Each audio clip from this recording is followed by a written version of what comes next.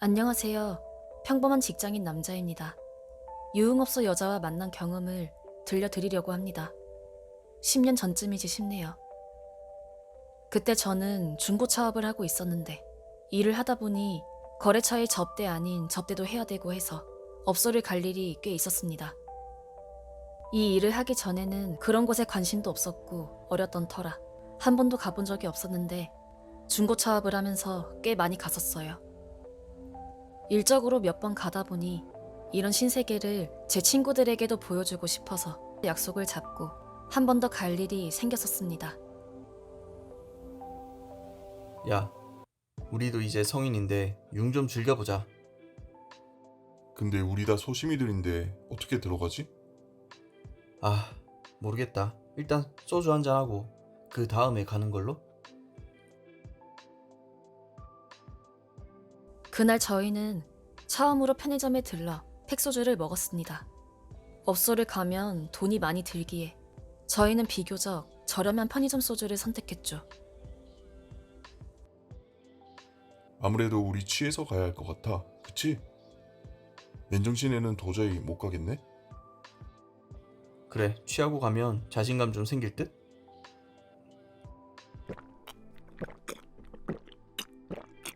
아, 술이 달다 달아. 야, 우리 들어가서 아가씨 고르는 순서는 어떻게 할래? 그걸 말이라고 하냐? 내가 가자고 했는데 이 형님이 첫 번째로 하는 게 맞지. 그래, 네 고집을 어떻게 말리냐? 네가 첫 번째 해라 그래. 그렇게 저희는 쓸데없는 이야기를 하며 셋이서 팩소주 3개를 사서 각자 먹기 시작했어요. 그러고 난 후 어느 정도 취기가 오른 상태에서 부산에서 당시 핫하다는 한 동네를 방문했어요. 그전부터 익히 소문은 들었지만 업소 거리로 들어서니 아줌마들이 다 튀어나와서 호객행위를 엄청 하더라고요. 취기는 올랐지만 막상 가보니 너무 부끄러워서 아무 곳이나 들어갔어요.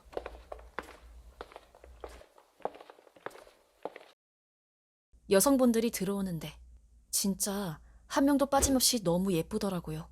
그 중에서도 제가 제일 마음에 드는 여성분을 초이스했습니다.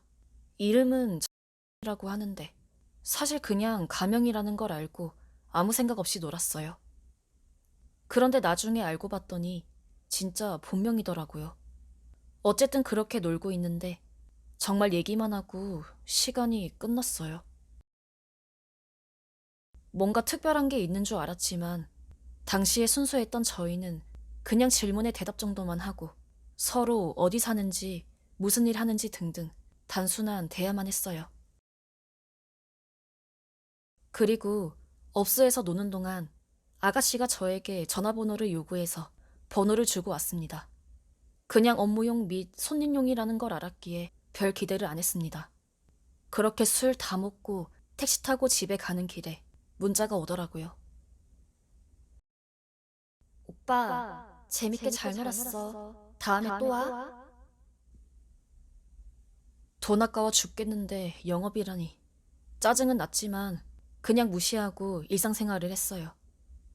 그런데 어느 날 또 이 여자분이 문자를 보내더라고요.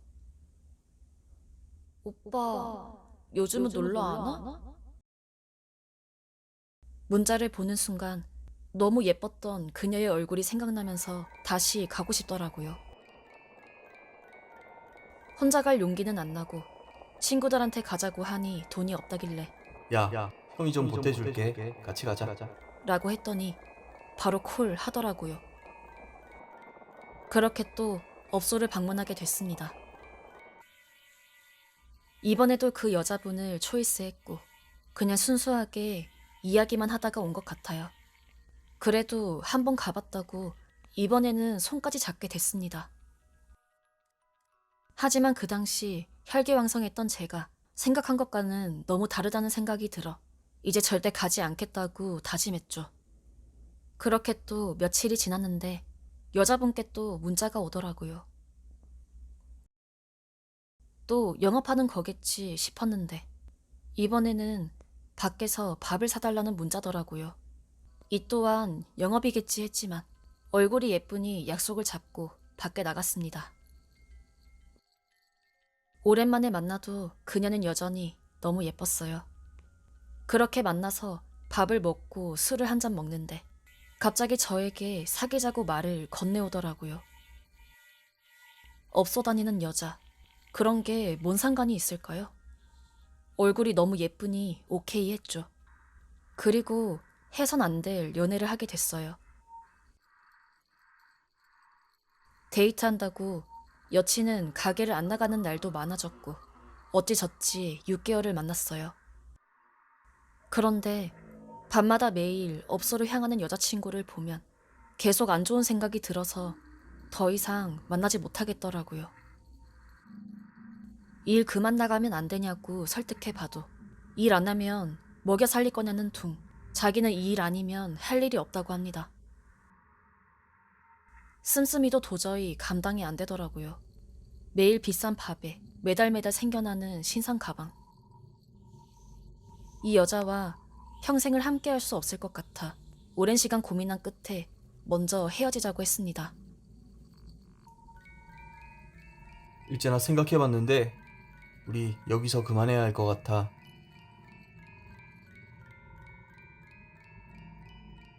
처음 만났을 땐 문제 없다고 생각했는데 생활 패턴도 너무 안 맞고 너가 업소 나가는 것도 내가 괴로워서 더 이상 못하겠어. 더 정들기 전에 그냥 여기서 그만하자. 참, 띨띨해도 참고 만나줬더니 이런 식으로 날 배신을 해? 업소녀인 게 왜? 너도 지금까지 내가 번 돈으로 잘 먹고 잘 놀았잖아. 그래. 네 맘 알겠어. 여기서 끝내자. 그리고 내가 경고하는데 어디 가서 나 유흥제점에서 일하는 거 말하고 다니지 마. 기분 나쁘니까. 그 뒤로 그녀와는 연락이 완전 끊겼고 잠적해 버리더라고요. 시간이 좀 지나고 나서 어쩌다가 지인을 통해서 그 여자의 근황을 듣게 되었는데 신분 세탁 잘해서 돈 많은 남자랑 결혼하고 아들, 딸 둘 낳아서 평범하게 잘 산다고 하더라고요. 지금 그녀의 현 남편은 업소 출신인지 꿈에도 모르고 있겠죠. 어쨌든 여자든 남자든 누굴 만날 때 씀씀이가 너무 크다거나 사생활에 대해 숨기는 게 많다 싶으면 한 번쯤은 의심해 볼 만하다고 생각합니다.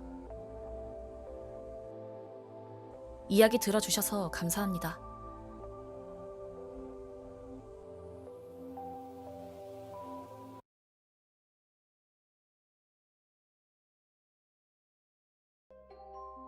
원룸에 거주 중인 여대생이에요.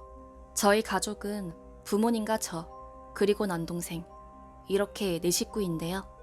지방의 가족 다 같이 살다가 1년 전에 대학교를 가게 돼서 전 다른 지역으로 이사를 해야 했죠. 하지만 부모님은 회사 때문에 지금 살던 곳에서 벗어날 수가 없었고 하는 수 없이 저와 남동생 보고 둘이 같이 살라고 학교 근처에 원룸을 구해주셨어요. 남동생은 누나 혼자 타지 생활하면 위험하니 자신이 함께 올라가 준다고 해서 둘이 같이 올라오게 된 거죠. 그렇게 대학 생활을 시작하게 되었고 저는 대학 생활, 그리고 동생은 고3 수능 공부로 서로 바쁘게 지내게 됐어요. 1년 뒤 시간이 흘러 동생은 20살이 되었고 군대에 가게 되었어요. 그 동네에서 1년 정도 살아보니 대학 근처라 동네도 밝고 익숙하기도 해서 그냥 혼자 살아야겠다고 생각했죠. 그래서 동생이 군대를 가고 저는 혼자 원룸 생활을 하게 되었습니다. 그런데 혼자 사니까 좁던 집이 넓어져서 훨씬 편하고 좋더라고요. 동생 옷과 신발도 박스에 넣어서 천장 쪽에 올려버렸고 세탁물도 줄어들어 세탁하는 것도 건조하는 것도 편해졌어요. 하지만 편해진 것도 잠시, 결국 우려하던 일이 생기고 말았어요. 언젠가부터 이상한 일이 생기기 시작한 거죠. 저희 집은 매월 우편함으로 전기세와 관리비 고지서가 날아오는데 어느 날부터 우편함에 우편물이 하나도 없더라고요. 전기세와 관리비 우편물이 꽂혀 있어야 하는데 없으니 이상하게 생각했죠. 결국 월말까지 기다렸는데도 안 와서 고객센터에 전화를 해 요금 결제를 했어요. 그리고 친구들이랑 밖에서 놀다가 늦은 시간에 집에 들어오면 도어락 뚜껑이 위로 올라가 있더라고요. 저는 절대 뚜껑을 올려놓지 않거든요. 불안해져서 등교할 때도 도어락 뚜껑 내리는 거 까먹지 않고 내리고 등교했지만 잊을만 하면 도어락 뚜껑은 또 올라가 있었죠. 그리고 어느 날은 아침에 집 밖으로 나왔는데요. 문 앞에 담배꽁초가 심하게 쌓여 있었어요. 전날엔 없었는데 그날 밤 여러 명이서 피웠거나 아님 누군가 혼자서 줄담배를 핀 거였겠죠. 그런데 여기가 사실 꼭대기층이라 2층에 저희 세대밖에 없고 다른 세입자들은 2층에 올 이유가 없는데 밤중에 누군가 담배를 피고 있었다는 게 소름 돋더라고요. 만약 범인이 우리 집을 노린 거였다면 문이 열리기만을 기다렸다가 열린 문을 통해 집에 침입하려고 했던 게 아니었을까요? 이런 일들이 계속 반복이 되니 불안에 떨게 되었고요. 밤에는 집 밖에 나가지도 못했어요. 베란다 문, 창문도 이중잠금하고요. 호신용 스프레이, 사이렌도 들고 다녔어요. 집에 늦게 들어오는 날이면 방에 불을 항상 켜놨죠. 인터넷에 검색을 해보니까 밖에서 보이는 곳에다가 남자 옷을 걸어두라고 하더라고요. 그래서 베란다에 항상 동생 옷을 바꿔가면서 걸어두었죠. 그렇게 한 달간 불안한 나날들을 보내고 있었는데 남동생이 휴가를 나오게 됐어요. 정기적으로 나오는 휴가는 아니었고 훈련을 잘 받아서 포상으로 휴가를 받아 급하게 나오게 됐다고 하더라고요. 집에서 항상 불안에 떨던 시기라 동생이 온다고 하니 순식간에 마음을 놓았고 동생을 밖에서 만나 밥 먹고 놀고 한참 얘기하다가 새벽 1시에 남동생과 집에 귀가하게 됐어요. 그땐 동생도 오고 해서 방에 불을 켜놓거나 하진 않았죠. 동생과 집 안까지 들어가면서 우리는 그동안 못했던 이야기를 하며 시끄럽게 들어갔는데 이상하게 센서 등이 켜지질 않더라고요. 아씨, 센서 등 고장났나봐. 아휴, 하필 휴가 나온 날 고장났네. 거실 등도 고장난 거 아니야? 야, 진짜 고장났어. 실화냐? 나 휴가 괜히 나왔다. 불도 나갔는데. 하여튼 내가 내일 다 갈아 놓을게. 그래, 동생 있으니까 좋네. 그럼 난조 씻을 테니까 너 할 거 해. 누나 근데 에어컨 리모컨 어딨어? 어디 있겠지. 한번 찾아봐. 잠시 후 샤워를 하고 있는데 동생이 갑자기 밖에서 소리를 질렀어요. 야, 너 뭐하는 새끼야? 곧바로 현관문 열리는 소리랑 계단 뛰어 내려가는 소리도 들렸죠. 야, 거기 안 서?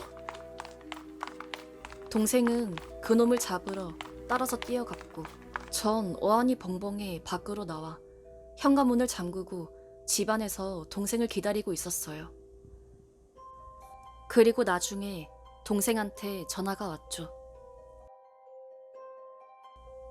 야, 무슨 일이야? 너 괜찮은 거지? 괜찮아. 근데 누나 옷장에 변태 새끼가 숨어 있었어. 지금 경찰서에 데리고 가고 있어. 혹시 최근에 이상한 남자 만난 적 없었어?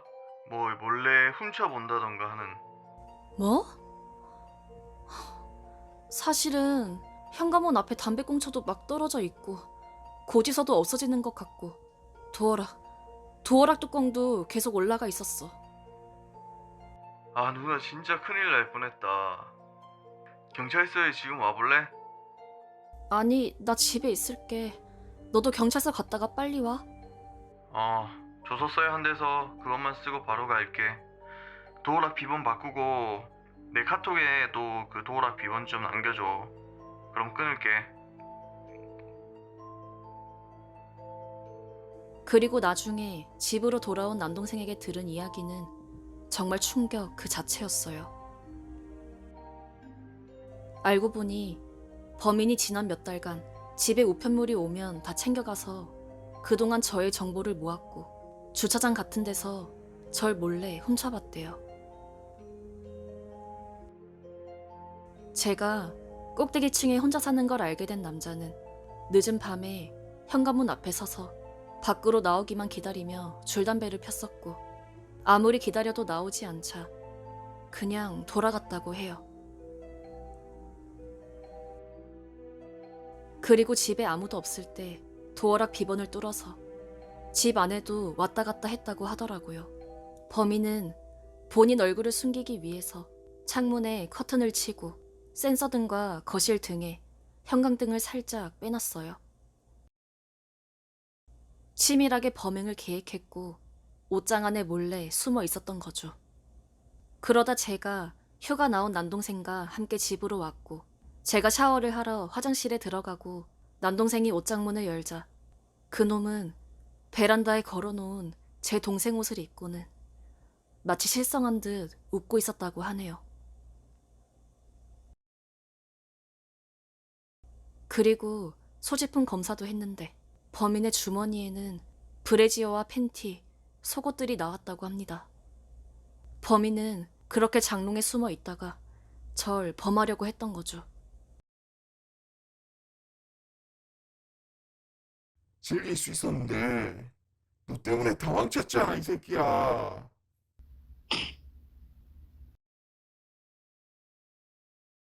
범인은 바로 집에서 10분 거리에 있는 한 열쇠집의 직원이었어요. 그래서 원룸 건물 전체 도어락을 범인이 직접 설치한 거고 범인이 가지고 있던 마스터 번호로 집 문을 따고 들어왔다고 했습니다. 만약 그날 남동생이 휴가 나오지 않았다면 전 어떻게 됐을까요? 정말 생각만 해도 끔찍하네요. 그 일이 있고는 바로 이사했고 지금은 시간이 지나 좀 괜찮아졌지만 당시에는 트라우마 때문에 3개월 동안 심리치료를 받아야 할 정도로 힘든 시간을 보냈어요. 혹시 혼자 사는 여자분들 이 영상을 보신다면 언제 어디서나 일어날 수도 있는 일이니 항상 조심하시길 바랍니다.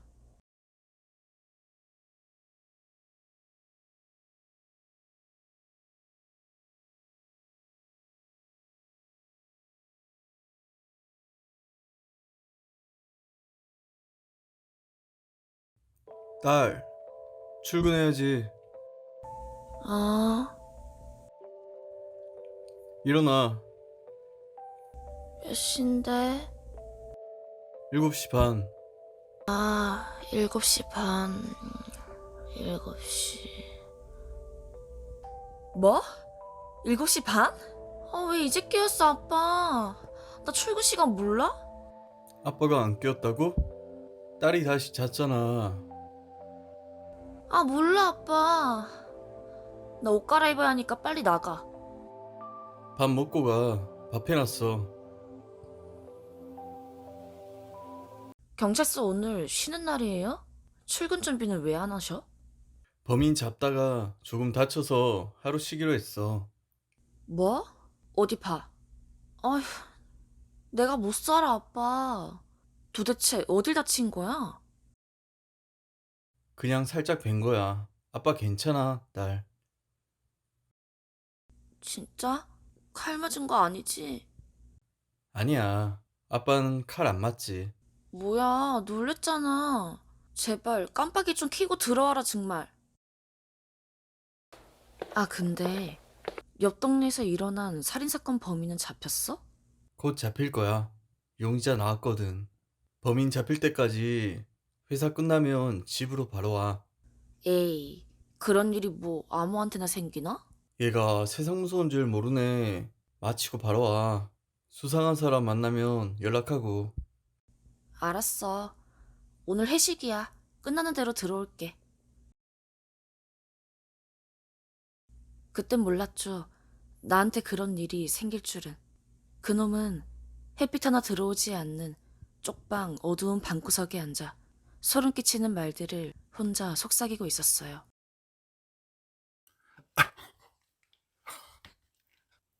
지난번에 일 너무 재밌었어. 도저히 못 참겠다. 오늘 또 죽이러 가고 싶은데. 고양이는 지겨워. 역시 젊은 여자가 최고야. 남자들은 불결해. 젊은 여자가 최고야. 오늘 밤에도 끝장을 보자. 긴장돼. 빨리 밤이 됐으면 좋겠다.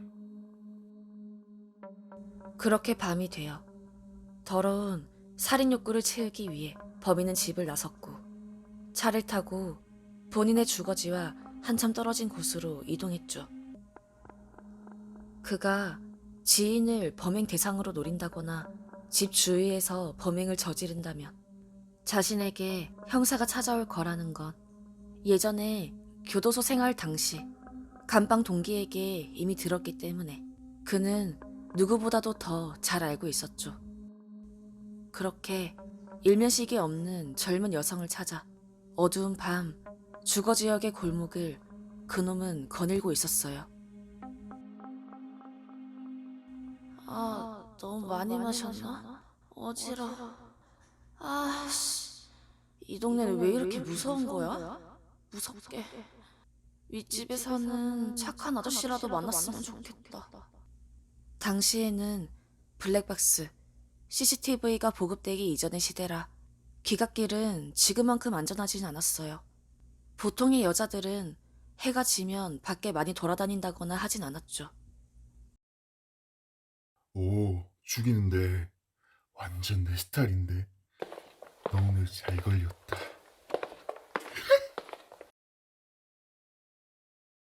7층. 문이 닫힙니다.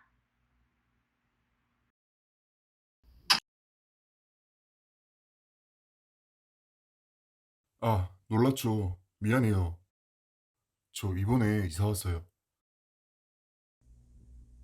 착하게 생긴 아저씨잖아? 네, 안녕하세요. 몇 층 가세요?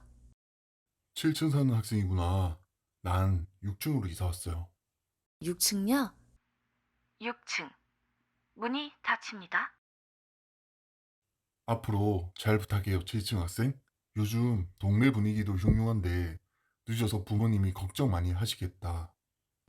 네, 빨리 들어가 볼게요. 착하시네? 자주 만났으면 좋겠다. 6층. 문이 열립니다. 조심히 들어가세요, 어르신. 문이 닫힙니다. 범인은 여자와 엘베를 타는 순간부터 이미 범행을 저지를 수 있었지만 범인은 자신이 6층에 내리고 여자가 7층으로 올라가는 그 몇 초 동안에 여자가 극심한 공포를 느끼길 원했어요. 그래서 그녀를 죽이지 않고 엘베가 닫히는 짧은 순간 소름 끼치는 표정으로 칼을 보여주고는 7층으로 급하게 뛰어 올라갔죠. 엘베보다 먼저 7층에 도착한 범인은 여자의 목숨을 뺏기 위해 문이 열리기만을 기다렸어요. 너무 좋아. 너무 좋아. 죽여버릴 거야. 죽여버릴 거야. 뭐야? 문이 안 열리잖아. 이게 어떻게 된 거야? 어이, 아저씨. 왜 칼을 들고 설치지? 너 뭐야, 이 자식아? 너 죽고 싶어?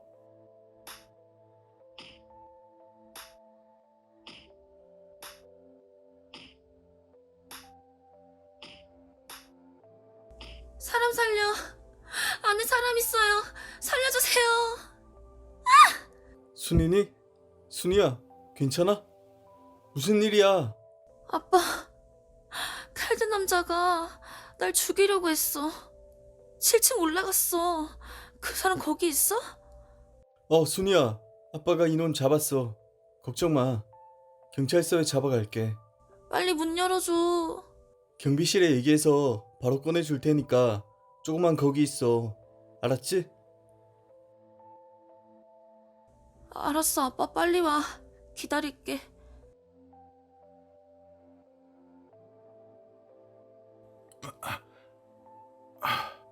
정신이 좀 드니? 요즘 사람 찌르고 다닌다는 놈, 너 맞지? 엘베가 갑자기 왜 멈춘 거야? 왜 문이 안 열린 거냐고. 너 같은 범죄자들 때문에 전국 엘베에 긴급 정지 버튼 생겼잖아.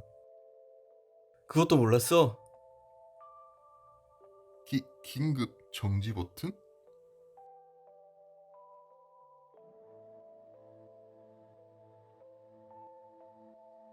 사실 이 이야기는 일본에서 71년도 실제 있었던 사건에서 모티브를 얻어 한국식으로 새롭게 만든 이야기입니다. 이야기의 결말과 달리 원래 일본인 여자 피해자분은 엘베문이 열리자 칼을 들고 기다리던 범인에 의해 목숨을 빼앗겼고요. 당시 범죄자는 경찰에 바로 검거되었죠. 일본 정부는 또다시 이와 같은 범죄가 생길 것을 우려해 전국 엘리베이터에 긴급 정지 버튼을 만들어 다행히 이후로는 이와 같은 범죄가 발생하지 않게 되었죠. 괴담인 줄 알았지만 사실은 실화였던 소름 돋는 이야기였습니다.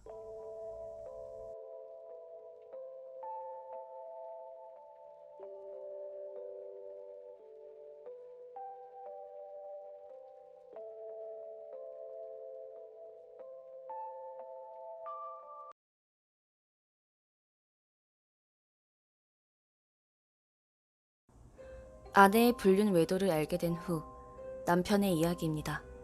아내의 배신으로 상처를 많이 받으신 직후라 다소 극단적이고 강하게 대응하는 모습이 보여지는데요. 아내분이 무릎 꿇고 빌고 있다고 하니 용서를 하시든 아니면 아내분의 책임으로 갈라서시든 어떻게 하시든 남편분의 속이 좀 후련해지셨으면 좋겠어요. 하지만 가능하시다면 가정을 지키시기 위해 최대한 벌은 주시되 한 번 정도 기회를 주시는 것도 어떨까 싶네요. 이 글은 남편의 관점에서만 쓰여진 글이고 아내분 이야기는 빠져있다는 점을 깔고 시청해 주시길 바랍니다. 회사 점심시간 이후였어요. 저는 반차를 쓰고 퇴근을 했죠. 요즘 와이프 때문에 스트레스가 심해서인지 머리가 너무 아프더군요. 당연히 갑자기 반차를 쓴 거라 아내한테 미리 연락은 하지 않았고 전 집으로 향하고 있었죠. 그동안 지금까지 있었던 일도 말해볼게요. 아내가 심심하다고 컴퓨터 게임을 하기 시작했는데 모르는 사람들과 게임에서 만나서 같이 게임하고 메신저도 많이 하더라고요. 그런데 아내는 한술 더 떠 휴대폰 번호도 오픈하고 서로 연락하며 몰래 만나는 눈치였어요.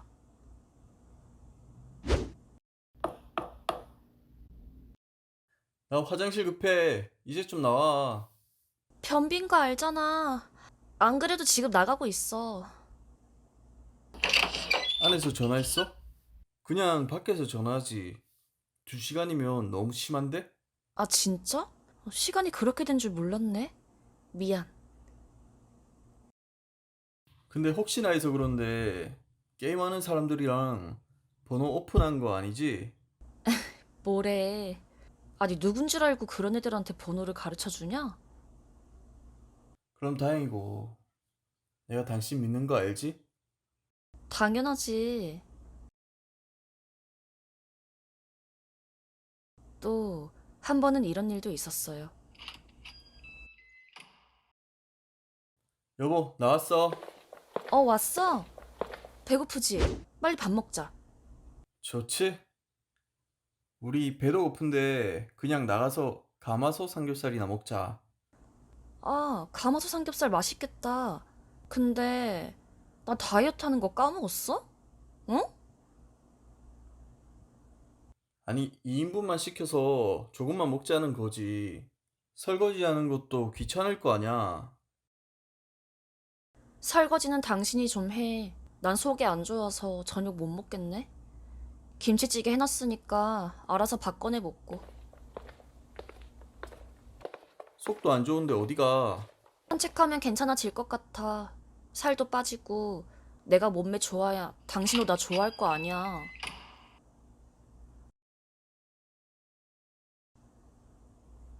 안 그래도 요즘 낌새가 이상해서 집 가는 길에도 뭔가 불길한 느낌이 들었어요. 그래서 사실 조퇴한 거 얘기 안 하고 집으로 바로 달려간 거죠. 확인하고 싶었으니까요. 하여간 집에 도착해서 도어락 비번을 누르고 그곳으로 들어갔습니다. 그런데 신발장에 웬 남자 신발이 있는 거예요. 그리고 안방 쪽에서 아내의 신음소리가 들렸어요.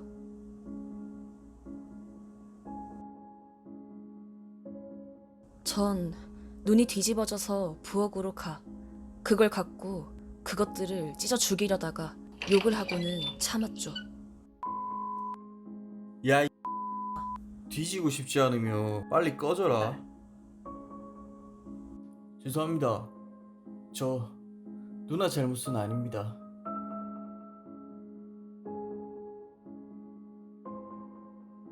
여보, 잘못했어. 미안해. 이제 바람 안 필게. 한 번만 용서해줘. 흥분해서 계속 거기 있다간 진짜로 사고를 칠 것 같아 정신을 차리기 위해 집 밖으로 나왔어요. 어느 정도는 알고 있었지만 실제로 불륜 현장에서 신음소리를 듣고 장면을 목격하니까 진짜 살인 충동이 들었어요. 자기 집에서 불륜 짓을 하니까 이렇게 쉽게 걸리는 건 당연한 일이었죠. 아내는 왜 남자 집이 아니라 우리 집에서 그런 짓을 벌인 걸까요? 사실 남자가 자기 집에 같이 살고 있는 동거녀가 있었기 때문에 그런 거였죠. 하여간 밖에 나와서 시댁에 전화를 해서 이 사실을 모두 알리고 어떻게 하실 건지 알려달라고 하고는 통화를 마쳤어요. 시원하게 캔맥주를 몇 캔 사서 벤치에서 계속 마셨죠. 그리고 한두 시간 뒤 장인이 지금 우리 집에 있다고 그만 들어오라 연락이 오더군요. 장인은 식탁에 앉아 있었고 저한테 삿대질을 하면서 가정을 지키지 못한 새끼가 나가 죽어야지 개새끼야 라고 욕을 했어요. 전 눈이 돌아가 사기물컵을 깨트려 버렸고 장인은 오죽하면 얼마나 외로웠으면 그랬겠냐. 집에 돌아가면서 계속 개새끼라고 욕을 하다가 현관문을 발로 차고 나갔습니다. 아내도 자기 아빠 따라 가버렸고 조금 전 상간남과 그짓거리한 그 집에 혼자 남겨졌죠. 어떻게 할지 고민하다가 상황이 역같아서 울고 부모님한테 얘기하려다가 걱정하실 것 같아 그냥 얘기 안 했어요. 결국 아내한테 만나서 이야기하자고 연락하고 처갓집으로 가고 있는데 아내는 지금 처가 아니고 친구 집을 가고 있다고 오지 말라고. 어떡해. 오빠는 매번 자기 생각만 해? 난 생각 안 해? 나 좀 내버려둬. 라고 하더군요. 본인이 사건 저질러 놓고서 아무 일 없다는 듯이 그냥 가만히 좀 있어 라는 말 아닌가요? 그냥 다음날 상간남 소송 진행했어요. 그놈은 카톡으로 형님이 버려지시는 거 아니에요? 제가 누나를 어떻게 책임지겠어요? 그냥 제가 사라질게요. 라고 하더군요. 그러더니 나중에는 형님, 불륜 증거 있어요? 눈으로 보신 게 다죠? 그거 잘못 보신 거예요. 라고 했고 미리 불륜관계를 시인하는 녹음본이 있다고 말했죠. 그리고 그동안 그놈이 집에 찾아왔던 차량 번호를 확보해서요. 2차 내역을 확인해 보니까 3개월 동안 60번 정도 왔더라고요. 그것도 증거로 제출하고 또 출입하는 CCTV도 형사님이 확인하고 있고 이불에 남아있던 머리카락, 털, DNA 검사도 진행 중이고요. 이 사실 그놈의 여친한테도 알릴 예정입니다. 상간남 고소하고 그 다음 아내를 어떻게 할지, 용서를 해도 될지, 아니 고소를 해야 직성이 풀릴지 천천히 고민해 보아야 할 것 같네요. 이 글은 몇 년 전 인터넷에 올라온 이야기고요. 부디 남편분은 이때 받았던 충격 다 털어버리시고 다시 합치셨던 아니면 새 출발을 하셨던 간에 행복하게 마음의 병 없이 잘 살고 계셨으면 좋겠습니다. 그럼 오늘 막장 아내 이야기는 여기까지고요. 긴 영상 시청해주셔서 감사합니다.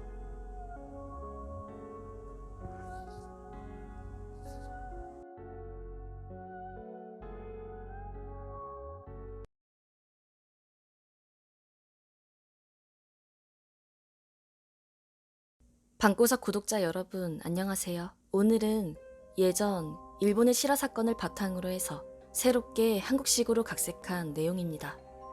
주인공인 장미 씨는 회사에 다니고 있는 20대 여자 직장인이었어요. 집은 회사 근처에 있는 조그마한 빌라를 구해서 살았고요. 그 건물에는 장미 씨처럼 혼자 사는 직장인, 그리고 인근 대학에 다니고 있는 대학생들이 많았죠. 그런데 장미 씨에게 요즘 문제가 있었는데 다니고 있는 회사가 중소기업이라서 바쁠 때는 밤 늦게까지 야근을 해야 했어요.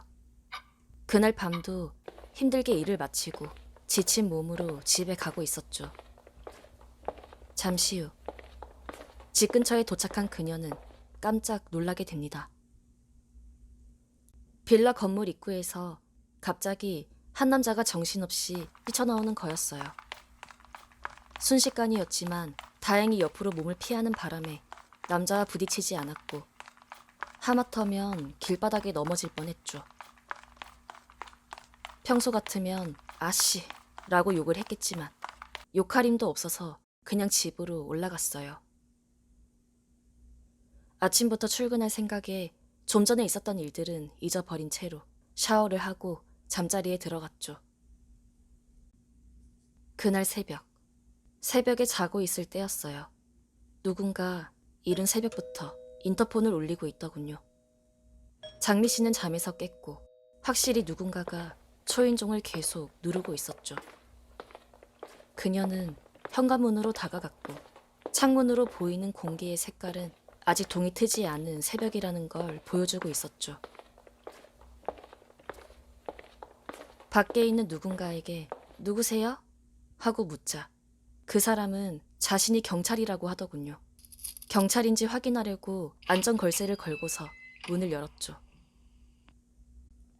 하지만 다행히도 그 남자는 경찰이 맞았어요. 그런데 경찰 얼굴이 이 남자 어디서 봤는데?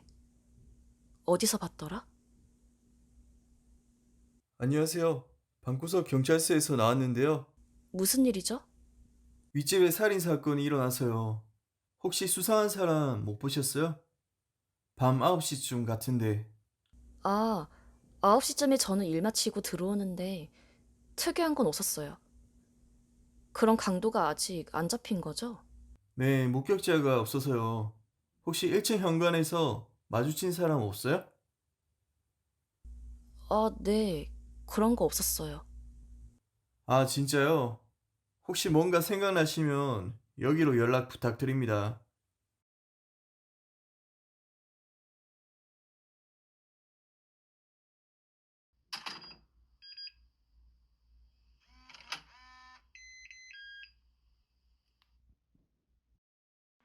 주택가에 위치한 빌라의 집안에서 20대 여성의 시신이 발견되었습니다. 숨진 여성은 그 빌라에 거주 중이었던 한 여성으로 밝혀졌는데요. 당시 여성의 몸에는 사인으로 보이는 상처가 발견되었지만 아직 목격자가 나타나지 않아 경찰은 수사에 어려움을 겪고 있다고 말했습니다. 지금까지 방구석 뉴스의 공포 기자였습니다. 그런데 알고 봤더니 그 사건은 22살의 여대생이 숨진 사건으로 요즘 뉴스에까지 보도되고 있는 잔인한 사건이었어요. 뉴스에서 경찰은 범인 검거를 위해 총력을 다하고 있지만 목격자가 없어서 수사의 난항을 겪고 있다고 했죠. 하루빨리 목격자가 나오길 바랬지만 며칠이 지나도 그 사건의 목격자는 나오질 않았어요. 그래서 저도 집에 있을 때 불안해서 문단속도 잘하고요. 창문도 꼭 닫고 잠그기까지 했어요. 그런데 경찰이 진짜 고생이 많으신 게 그때 새벽에 왔던 그 경찰이 다음날 새벽 그리고 그 다음날까지도 집에 찾아왔던 거죠. 또야? 피곤해. 누구세요? 방구동 경찰서인데요. 또 무슨 일이시죠? 급하게 사건 수사 중인데 혹시 생각난 거 있나 해서 잠시 들러봤습니다. 네, 그날도 평소와 똑같았어요. 아, 그렇구나. 그러면 아무것도 못 봤다는 걸로 위에 보고하겠습니다. 그날 소음도 없었나요? 네, 전혀 없었어요. 혹시 단서가 될 만한 거 떠오르면 연락 꼭 부탁드릴게요. 네, 알겠습니다. 네, 협조해 주셔서 감사합니다. 그런데 갑자기 그녀의 머릿속에 그날의 기억이 떠오르기 시작했어요. 그때 건물 입구에서 마주쳤던 그 남자는 바로 방금 찾아왔던 그 경찰이었던 거죠. 그녀는 당연히 그때 경찰이 사복을 입은 채로 범인을 쫓는 중이었다고 생각했고요. 나중에 전화해서 범행일에 검정색 옷을 입고 1층 건물 입구에서 뛰쳐나오시는 거 봤다고 얘기하려고 했습니다. 하지만 그날도 회사에서 또 바쁘게 일을 하다 보니 전화를 해야겠다는 일은 까맣게 잊어버렸고 그렇게 하루가 또다시 흘렀죠. 경찰은 또다시 그녀의 집을 찾았고 장미 씨에게 생각난 게 있냐 물어봤어요. 그때 1층에서 본 거 얘기할까? 됐어. 말해 뭐해. 단서도 아닌데. 생각나면 연락 드릴게요. 네, 협조해 주셔서 감사합니다. 며칠 후에 뉴스를 본 그녀는 깜짝 놀라게 됩니다. 위층 범인이 잡혀서 얼굴이 공개가 되었는데 범인은 바로 장미 씨 집을 매일마다 찾아왔던 경찰이었던 거죠. 이게 도대체 어떻게 된 영문이었을까요? 뉴스 속보입니다. 얼마 전 방구빌라에서 숨진 20대 여대생의 범인이 경찰인 걸로 밝혀졌습니다. 그 범인은 평소 자신의 집에서 피해자를 몰래 훔쳐봤었다고 밝혔고 사건이 일어난 날 밤 경찰 신분을 이용해서 피해자의 집에 침입했고 몹쓸 짓을 하려다가 피해자가 반항하자 결국 그녀를 숨지게 한 혐의로 조사를 받고 있습니다. 네, 범인은 경찰이 맞았어요. 평소 피해자인 여대생을 마음에 두고 있던 범인은 사건 이틀 전에 포르노 영화를 봤죠. 그리고 영화를 보며 그 여대생을 범하기로 마음을 먹었어요. 범인은 뉴스에서 밝힌 것처럼 매일 여대생의 방을 자신의 방에서 훔쳐봤다고 합니다. 경찰 제복 차림으로 가서 적당히 꾸며대면 여대생이 문을 열어줄 거라고 생각했어요. 범행일에 여대생이 집으로 찾아간 남자는 초인종을 누르기 전에 미리 준비해온 경찰복으로 환복을 했어요. 범인은 왜 환복을 했을까요? 범행 전과 후에 경찰복을 입고 돌아다니면 경찰인 자신이 유력한 용의자가 되기 때문에 신분을 가리기 위해서 그냥 티셔츠를 입고 왔다가 피해자의 집에 침입하기 위해서 다시 경찰복으로 환복한 게 아니었을까요? 그렇다면 애당초 그는 그녀를 살려둘 생각이 없었던 걸로 보여집니다. 애당초 사건은 범인의 계획적인 범죄였던 거죠. 누구세요? 방구동 경찰서에서 나왔습니다. 무슨 일이죠? 왜 이러세요? 그렇게 피해자 집의 현관문은 열리고 말았어요. 하지만 피해자님은 범인에게 거세게 저항했고 현장이 시끄러워지자 그녀를 조용히 시켜야겠다고 목숨을 끊어야겠다 마음을 먹게 되었어요. 거세게 저항하는 과정에서 창문은 깨져버렸고 그렇게 그는 범행을 저지르고 맙니다.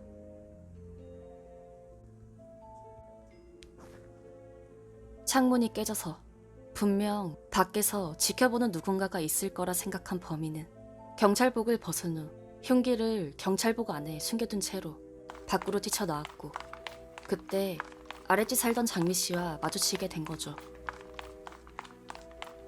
그때 그는 장미 씨가 뒤를 돌아본다면 목격자인 그녀도 범행 대상으로 삼으려고 했어요. 하지만 피곤에 지친 그녀가 뒤도 돌아보지 않고 집으로 들어가자 당장 범행을 일으키진 않았지만 자신을 봤는지 확인하기 위해 그녀가 사는 방이 어디인지 기다려서 결국 알아내고 말았어요. 만약 그녀가 그때 뒤를 돌아봤다면 장미 씨는 살아남을 수 있었을까요? 생사의 갈림길에 놓여 있었던 거죠. 범인은 골목길로 들어가 경찰복으로 다시 환복하고 창문 깨진 소리를 듣고 나와 있는 사람이 있는지 확인을 했고 어떤 할머니가 피해 집을 쳐다보고 있다는 걸 알게 됐어요. 사실 그 할머니는 그 빌라의 주인이었습니다. 범인은 수사에 혼선을 주기 위해 방금 퇴근한 경찰로 위장해 할머니에게 얼굴 도장을 찍고 자신은 용의선상에서 벗어나려고 했던 거죠.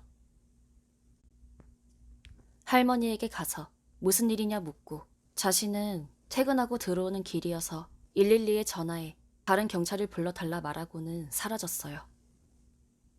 집으로 돌아온 범인은 아까 마주친 장미 씨가 자신의 얼굴을 봤던 것 같아서 계속 신경이 쓰였죠. 그래서 며칠간 꼭두 새벽에 흉기를 가지고 장미 씨의 집을 향했고 장미 씨가 계속 범행 일에 아무것도 못 봤다고 하자 그는 그녀를 살려두었습니다. 하지만 그녀가 건물 현관에서 자신을 봤었다고 말했다면 얘기는 달라졌겠죠. 굳이 말해서 뭐해? 라는 그녀의 판단이 그녀를 살렸습니다. 결국 범행이 밝혀진 이 범인은요, 무기징역을 선고받게 됩니다. 범인들은 항상 심신미약이니 우발적 범죄였다고 거짓말하면서 자신한테 이득되는 쪽으로 말하는데 사실 죽은 자는 말이 없죠. 죽은 자를 대변해서 강력 범죄는 강력하게 대응하는 좀 더 안전한 사회가 되었으면 좋겠습니다. 그리고 잠재적 범죄자들이 혹시 날 지켜보고 있지는 않은지 항상 주의를 지켜보시기 바랍니다. 오늘도 시청해주셔서 감사드리고 저는 다음 영상으로 찾아뵙겠습니다. 구독과 좋아요는 영상 제작에 큰 힘이 됩니다.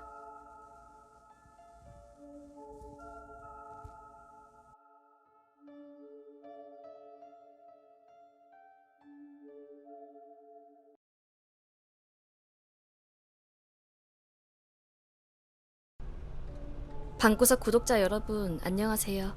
요즘 유튜브나 인터넷에 보면 교통사고 피해자 분들이 사고 후유증으로 힘들게 살아가는 모습들을 쉽게 접할 수 있죠.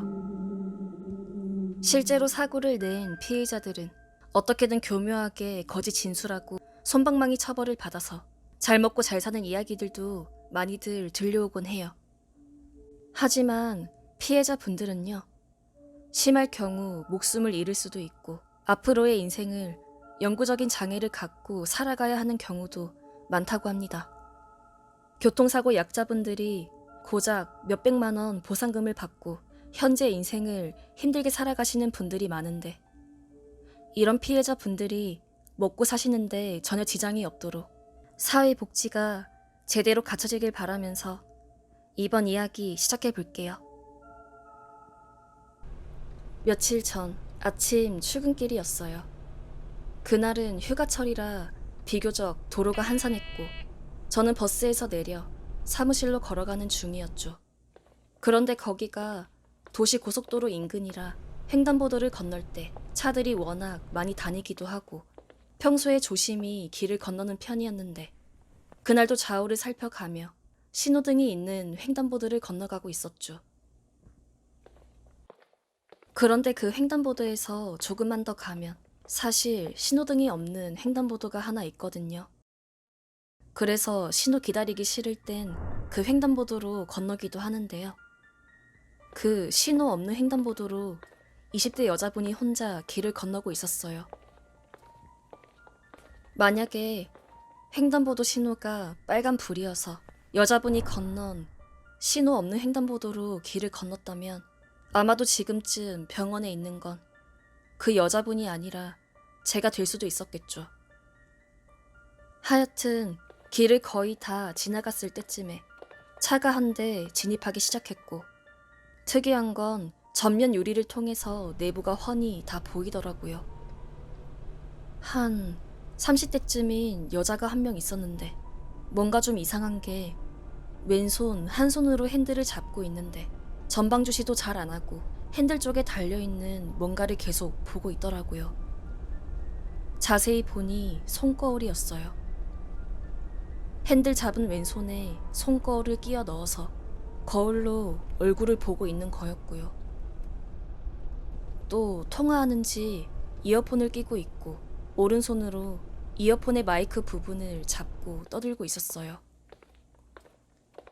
아이고, 저렇게 운전하다 큰일 나면 어쩌려고 하면서 길을 건넜는데 그 순간 길 건너면서 본 20대 여자분이 생각났어요.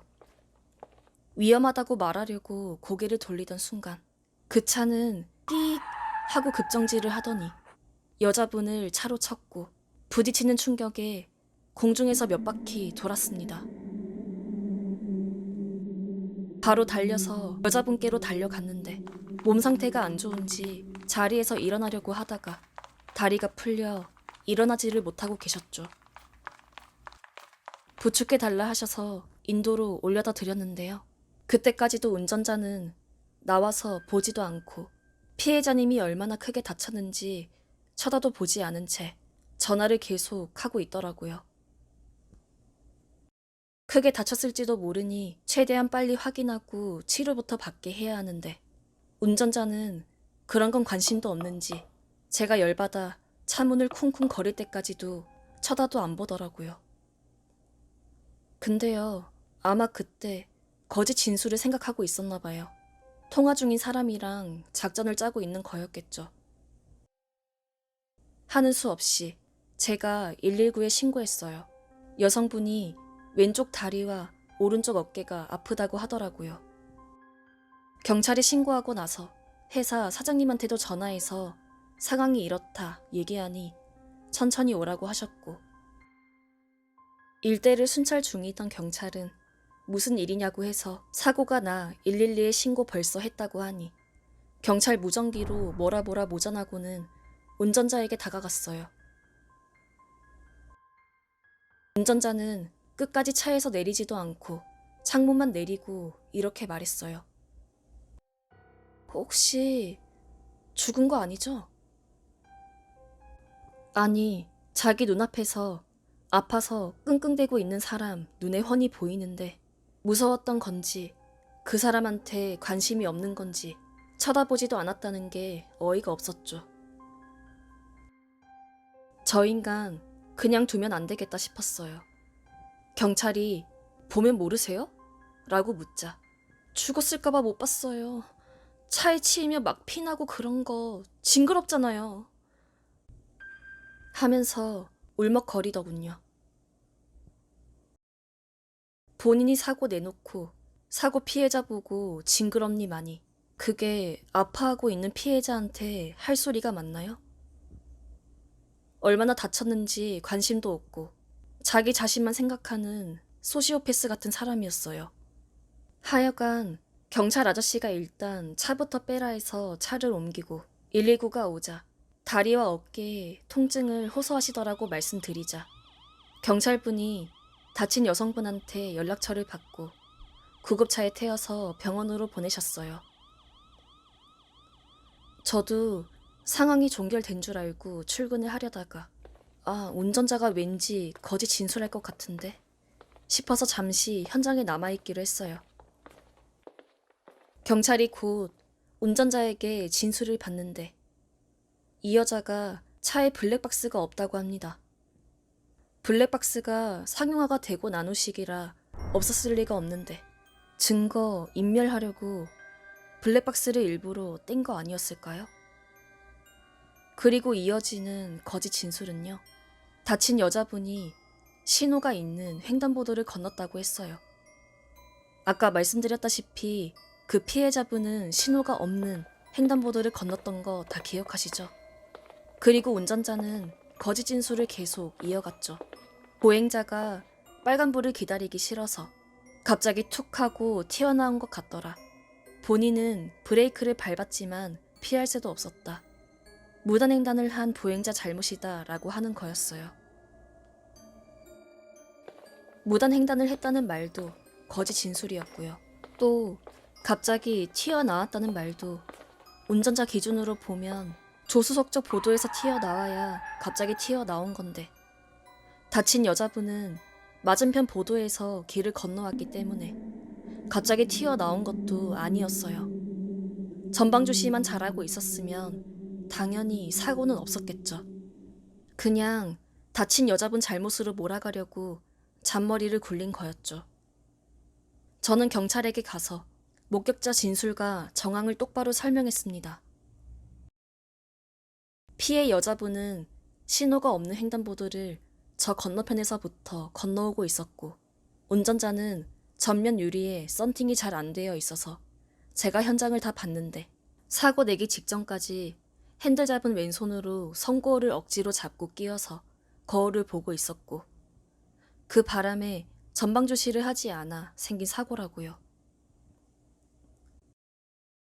게다가 오른손은 이어폰 마이크 부분을 잡고 전화를 하는 등 운전 부주의가 특히 심했다고 했어요.